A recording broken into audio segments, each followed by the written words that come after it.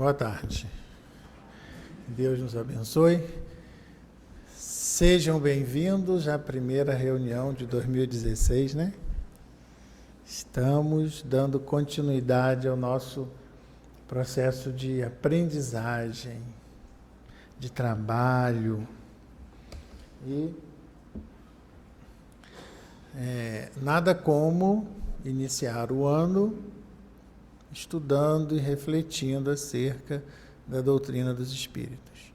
Durante o mês de dezembro, nós estudamos sempre uma obra diferente que fala sobre Jesus, as considerações que cada um de nós, busca junto daqueles corações que trouxeram as suas reflexões, e retomamos agora ao Livro dos Espíritos, hoje das questões 207 às questões 217, que trata das semelhanças físicas e das semelhanças morais. E a gente percebe, isso está no capítulo ainda que trata das pluralidades das existências.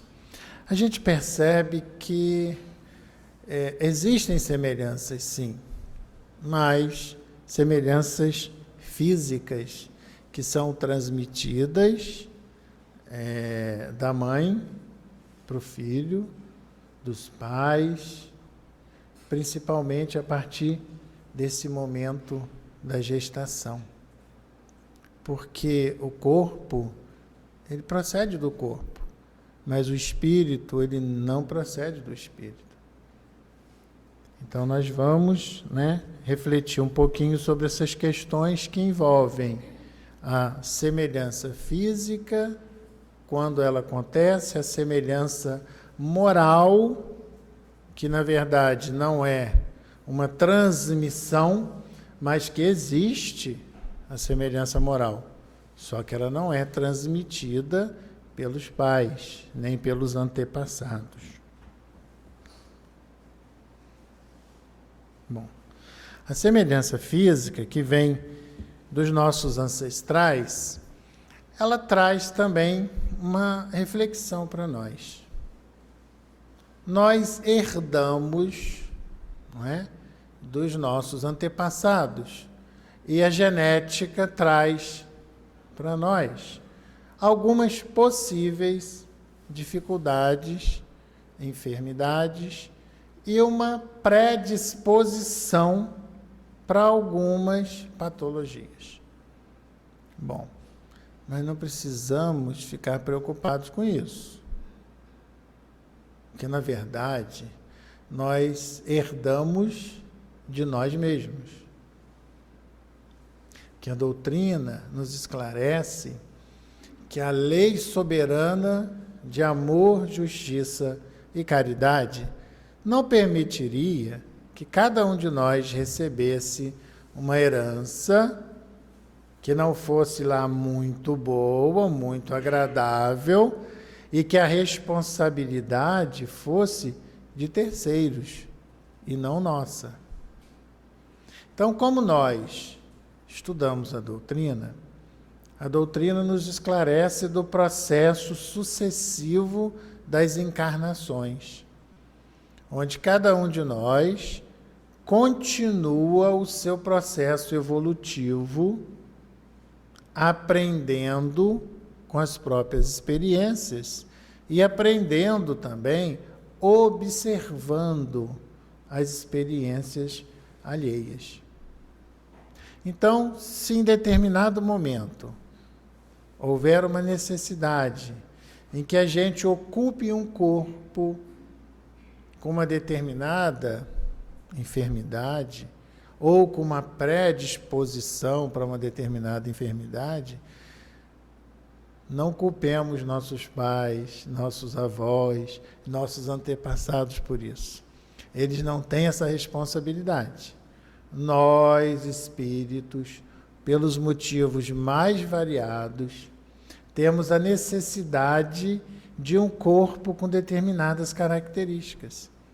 Então, seremos conduzidos, àquela família, aquele lar, que tem a nos oferecer aquele corpo com aquelas características que nós, espíritos, necessitamos para dar prosseguimento à nossa aprendizagem e ao nosso progresso espiritual.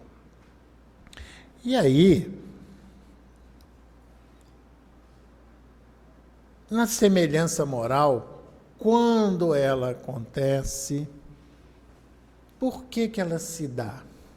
Ela se dá por questões que envolvem afinidade, atração, simpatia. Quando nós estamos no intervalo entre uma encarnação e outra, nós nos reencontramos. E os nossos laços de amizade, de simpatia, eles se solidificam, eles se fortalecem. E por ocasião das reencarnações, é perfeitamente natural, é perfeitamente possível que junto do lar nós nos reencontremos. Esses mesmos amigos, esses mesmos companheiros que tenham sido familiares consanguíneos ou não, mas que têm identidade de propósito, que gostam das mesmas coisas, que buscam os mesmos ideais. E é permitido, sim, que a gente se agrupe, se reúne, para através desses laços, cada um fortaleça o outro e a encarnação seja mais leve, mais suave. Por quê? Porque é muito bom caminhar perto de quem se gosta. É muito importante. Nós estamos aprendendo a cada dia o verdadeiro significado da palavra amizade, respeito, companheirismo. Nós somos seres que vivemos em sociedade. E em muitas ocasiões de nossa vida, quem nos sustenta, quem nos fortalece e quem é o nosso esteio são os estranhos. Aqueles que não fazem parte da nossa família consanguínea, que a gente encontra vez por outra e que a partir de determinado evento eles passam a ser a nossa fortaleza. Agora, se a gente já tem isso dentro de casa, não é? Como irmãos, crescendo junto, com uma amizade sólida, verdadeira, é muito mais fácil na hora dos testemunhos, na hora da dor, na hora da dificuldade, a gente conseguir passar com mais suavidade. Porque os tempos que nós estamos vivendo são tempos de testemunho. As coisas sempre foram desafiadoras, sempre. Mas parece que o momento atual está nos convidando a uma reflexão mais severa. Talvez pelo momento de avanço do planeta. Talvez pela aproximação e pela fixação desse momento de regeneração do planeta. Talvez pelos inúmeros espíritos de escola que estão encarnados no planeta para acelerar o processo de mudança do planeta. Então nós também seremos convidados a desafios e testemunhos, para que depois as coisas fiquem mais amenas. Da mesma forma que quando a nossa rua está sofrendo uma reforma, a gente fica chateado. Às vezes não podemos nem guardar nosso carro na garagem, né? Mas depois que o tempo passa e que a rua fica bonita e que o trânsito fica desimpedido, a gente fala assim, valeu a pena. Aquela obra realmente ficou muito boa, nossa rua agora está uma beleza. O planeta também está passando por esse momento. Um planeta que está em obras. Um planeta que está em obras. Não tem nada piorando. Porque às vezes, num pensamento desavisado, alguns de nós podem ter essa ideia, né? O mundo está perdido. Está perdido. Né? Parece que as coisas estão desandando, está tudo piorando. Não, não é verdade. Não é verdade.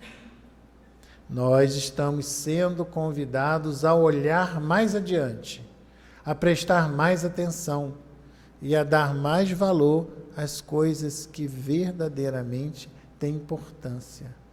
Porque as coisas do mundo com as quais a gente tem assim uma atração muito grande, elas são muito fugidias. E de repente a gente olha para o lado e tudo aquilo que a gente achava que era a nossa sustentação desaparece. E aí?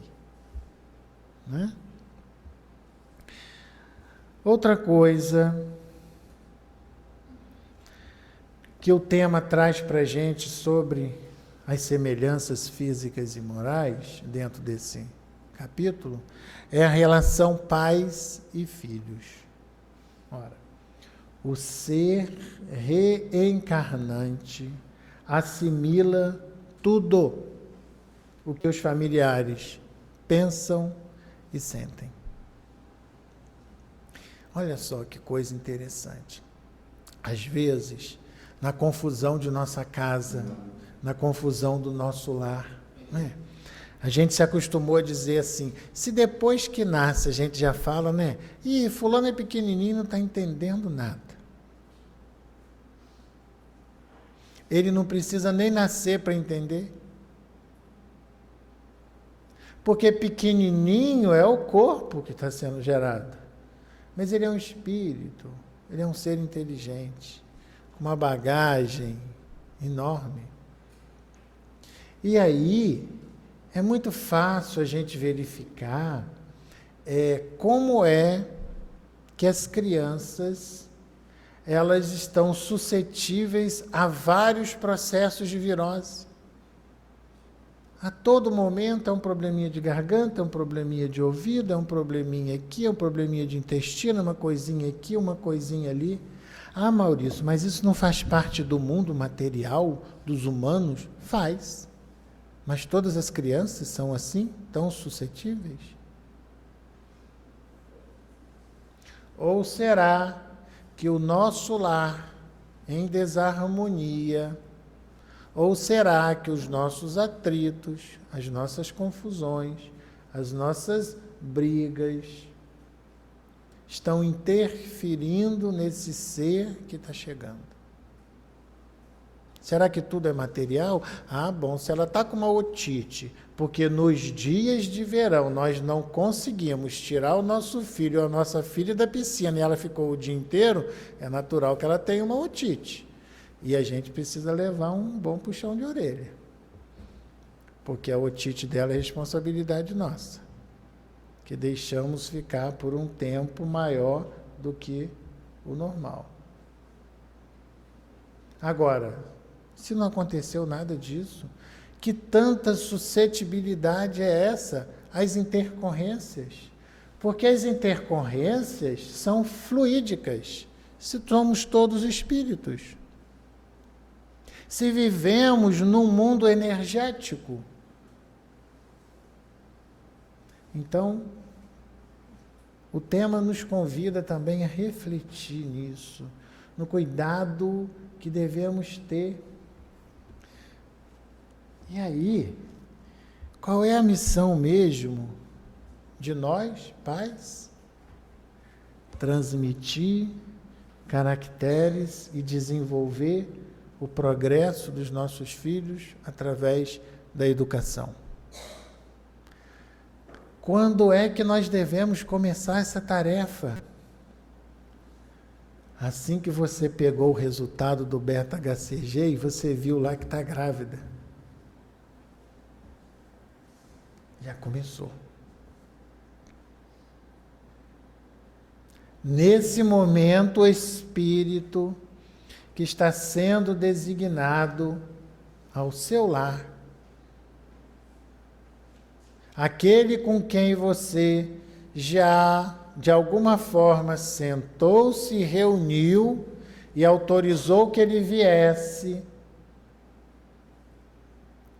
para o seu lar, você já assumiu um compromisso com ele. Compromisso moral de educá-lo, de ajudá-lo, de fortalecê-lo, de levar para ele o melhor que você tiver. Ah, Maurício, mas isso eu estou fazendo. Olha, minha melhor blusa eu dou para minha filha. Meu melhor calçado eu dou para o meu filho. O meu carro novo, só quem sai é meu filho. Não é esse melhor.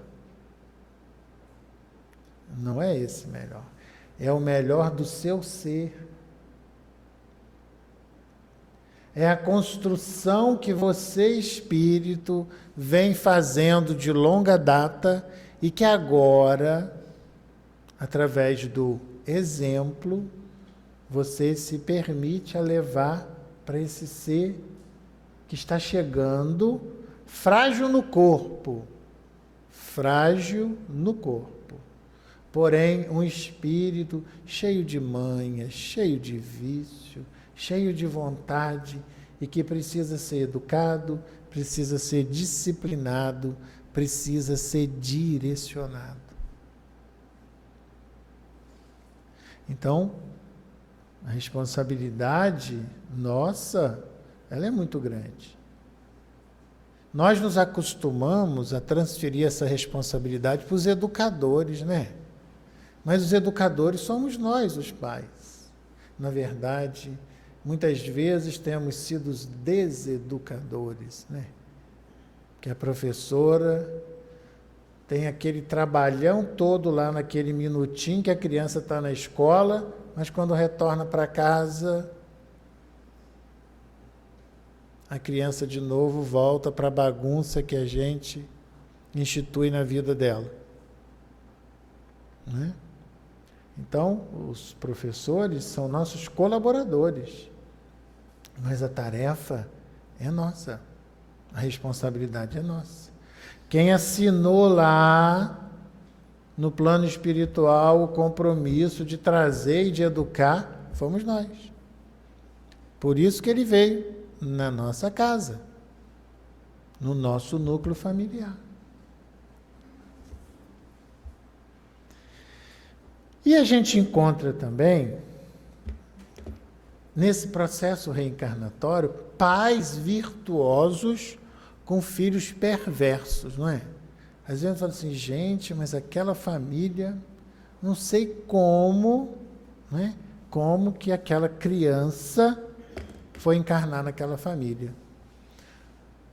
Porque é uma família organizada, educada, atenciosa, mas aquele menino, oh meu Deus, que menino levado, terrível. Aquele menino não obedece ninguém, aquele menino apronta todas, aquele menino não sei o que fazer mais, se envolve com coisas feias, aquele menino... Bom, é um aprendizado para todos, é um desafio para todos, é uma oportunidade para todos e é uma grande prova para todos. Agora, vamos pensar juntos. Não é? Como é que esse filho perverso vai se sensibilizar para os bons exemplos da vida se ele não participar de um núcleo familiar organizado? Se ele não perceber aqueles exemplos de perto, acompanhar por longos e exaustivos anos aquele exemplo de perto, convidando-o, através do amor e do exemplo, à reflexão. Então, não existe outra forma de sensibilizar um espírito que não seja pelo amor. Porque na dor em que o espírito rebelde e perverso se encontra, que na verdade a ignorância, a rebeldia, a violência, o deboche, a ironia, nada mais representam do que um desesperado pedido de socorro. Porque as pessoas em harmonia, quando elas estão bem, elas não agridem ninguém.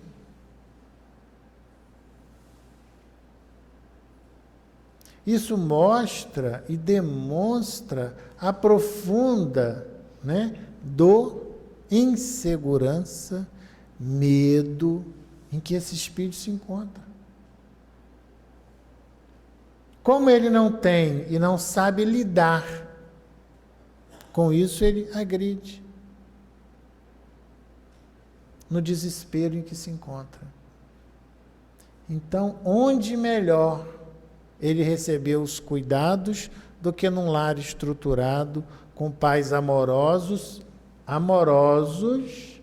na verdadeira acepção do termo. Porque os pais amorosos não são aqueles que baixam a cabeça e deixam os filhos fazerem o que quiserem, não. São aqueles que sabem exatamente a hora de educar, permitir, negar, corrigir. E quando fazem com amor. Indiferente. O tema também fala sobre os gêmeos. E os gêmeos, existem gêmeos com semelhança de caráter e com diferença de caráter. Quando tem semelhança de caráter, normalmente, voltando, são aqueles espíritos simpáticos, espíritos afins, são aqueles companheiros, aqueles amigos que retornam junto. Mas existem também aqueles que nascem juntos, mas que, se pudesse, ali mesmo, à medida que vai crescendo, um dava aquele cutucãozinho no outro, E aí deixa os pais de cabelo em pé, Mas o que isso traz para a gente? Compromissos com a lei, permitindo que eles lutem juntos no palco da vida. Eles retornam juntos. Existe ainda tanta necessidade deles se ajustarem, deles se entenderem, que eles retornam juntos, para cumprir um tempo juntinhos ali, para, através desse atrito, eles começarem a perceber a importância que um tem para o outro. Porque quando a gente fala em desafeto, a gente esquece de levar uma coisa em consideração. Quem é, na maioria das vezes, o nosso desafeto? Quem é, na maioria das vezes, aquela pessoa que não quer nos ver? Quem é esta pessoa? Normalmente, na maioria das vezes, é aquela pessoa que teve estreitos laços conosco. Já fomos, na maioria das vezes, parceiros em várias empreitadas. Alguma coisa aconteceu em determinado momento que um ficou chateado com o outro. E não é assim que acontece com a gente? Quando a gente diz que o nosso melhor amigo, a nossa melhor amiga, fez uma coisa que a gente acha um papelão que a gente não quer nunca mais ver na vida. A gente não diz mais isso não, gente? Mas a gente já falou muito, Aí assim, fulano, aquilo é um absurdo. Como é que fulano foi fazer isso comigo?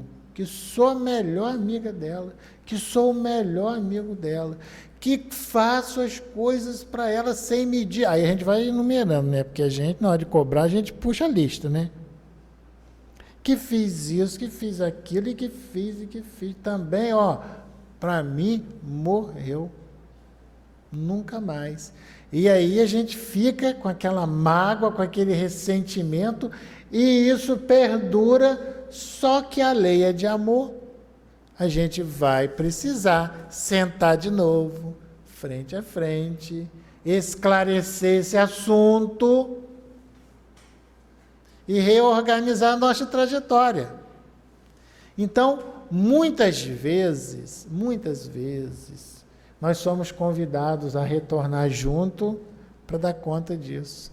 Para olhar para o outro que a gente não quer nem olhar, né? A gente não quer olhar hoje, gente. Porque antes a gente gostava de olhar. Era parceiro nosso. Porque quando alguém que a gente gosta faz uma coisa que a gente não gosta, parece que dói em dobro, né? Porque quando é uma pessoa que não faz parte do nosso relacionamento, a gente fala assim, fulano deve estar doido, né? A gente nem liga. Se a gente passa, a pessoa fala uma coisa e fala assim, gente, coitado, que bicho doido. Pronto. Não significa nada pra gente.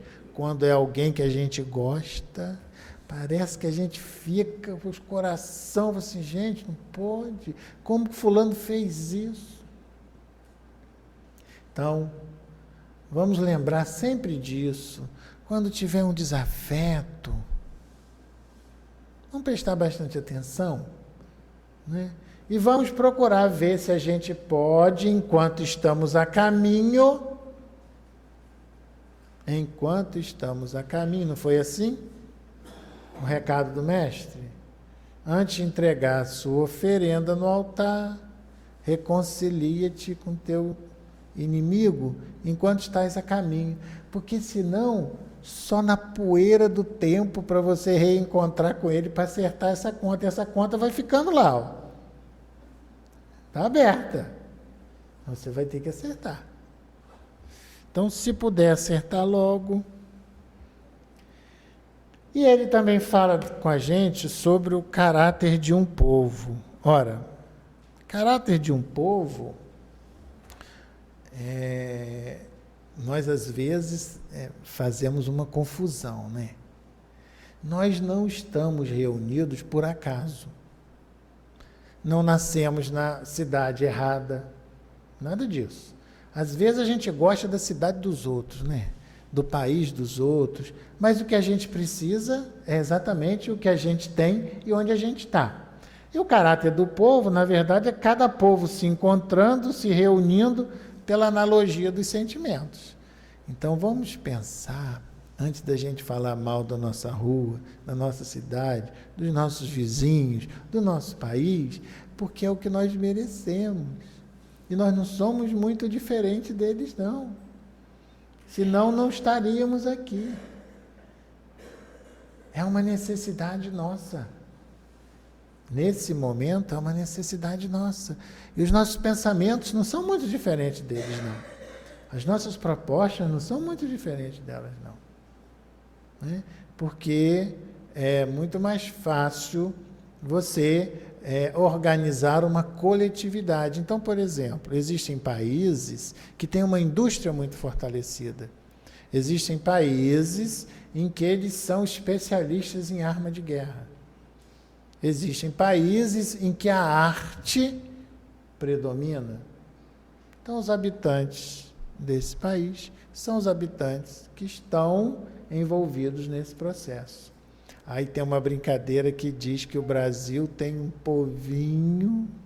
Então, imaginemos que povinho somos nós, né?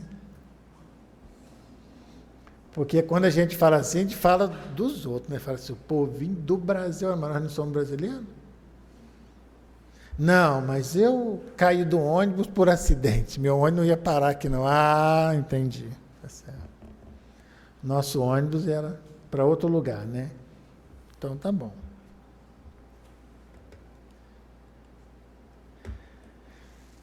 E o caráter moral e reencarnação. Ora, esse caráter moral ele é desenvolvido ao longo de sucessivas etapas reencarnatórias. Paciência, dedicação ao trabalho honesto, fé, caridade, amor, seja lá quais forem as nossas conquistas, não são conquistas de hoje, não.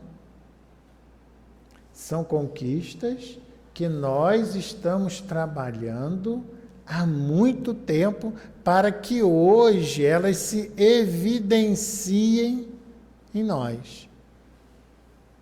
Mas as conquistas levam muito tempo. Então, se ainda existem virtudes e valores, como são muitos ainda, que precisamos adquirir, não tenhamos dúvida, iremos adquirir. Encarnado e desencarnado, encarnado e desencarnado. Iremos fortalecendo as nossas propostas até que aquele movimento seja natural em nossas vidas. Então, quando olharmos para os nossos companheiros e verificarmos as deficiências que ele ainda apresenta, tenhamos a certeza que nós também apresentamos inúmeras outras tantas deficiências. Porque, às vezes, o nosso olhar ainda é um olhar tão complicado, tão tumultuado, né? Que a gente olha para as pessoas e a gente gosta de colocar em evidência as possíveis falhas daquela pessoa. Só em a gente fazer isso, a gente já expõe uma enorme falha moral nossa. Mas a gente não se dá conta disso, né?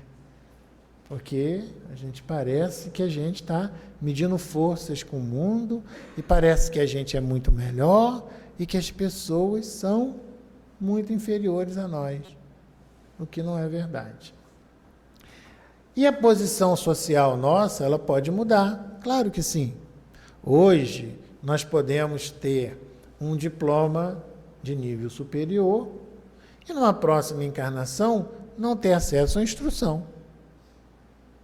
Hoje nós podemos estar numa condição de um serviçal e na próxima encarnação ser um grande empresário. Pode acontecer? Pode, perfeitamente. Agora, as nossas conquistas vão permanecer conosco, independente da posição social que a gente se encontre. E aí não é muito difícil a gente verificar esse exemplo. Às vezes nós acompanhamos pessoas ou conhecemos pessoas que praticamente não têm poder aquisitivo nenhum, têm um emprego onde ele mal dá para sustentar a família, teria, né, hipoteticamente, motivos para estar desagradável, desconfortável. No entanto, são pessoas extremamente corretas, decentes, educadas e não se revoltam com nada nem com ninguém. Demonstrando aí as conquistas do espírito em detrimento da posição social. No entanto, encontramos um monte de engravatado falando vários idiomas que ele aprendeu apenas para dar golpe nos outros. Posição social se alterna, agora as conquistas permanecem. O espírito educado, onde quer que ele se encontre, ele será educado. O espírito ignorante, grosseiro, maledicente, onde quer que ele se encontre, ele vai demonstrar suas características. Não é? Bom, estamos finalizando o nosso tempo, deixando uma mensagem para o ano de 2016. O ano de 2016, ele será aquilo que nós fizermos dele.